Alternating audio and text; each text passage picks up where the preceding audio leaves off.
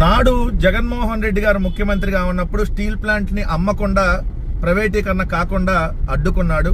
నేడు చంద్రబాబు నాయుడు గారు ముఖ్యమంత్రి అయిన కేవలం 14 నెలల కాలంలోనే ఏదైతే పార్టులుగా అమ్మటానికి సిద్ధపడ్డాడు.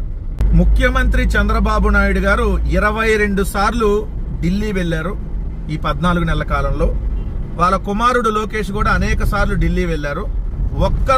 ఒక్కరోజు కూడా విశాఖపట్నం స్టీల్ ప్లాంట్ ని ప్రైవేటీకరణ చేయొద్దు అని చెప్పి కనీసం రిప్రజెంటేషన్ ఇవ్వకపోగా ముక్కలుగా పార్టులుగా విశాఖపట్నం స్టీల్ ప్లాంట్ ని అమ్మేసేయమని చెప్పి వీళ్ళు సంతకాలు పెట్టి వచ్చినట్టుగా తెలుస్తా ఉంది.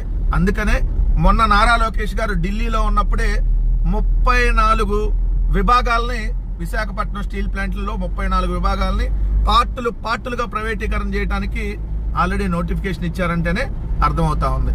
ఇదే చంద్రబాబు నాయుడు గారికి జగన్మోహన్ రెడ్డి గారికి ఉన్నటువంటి తేడా.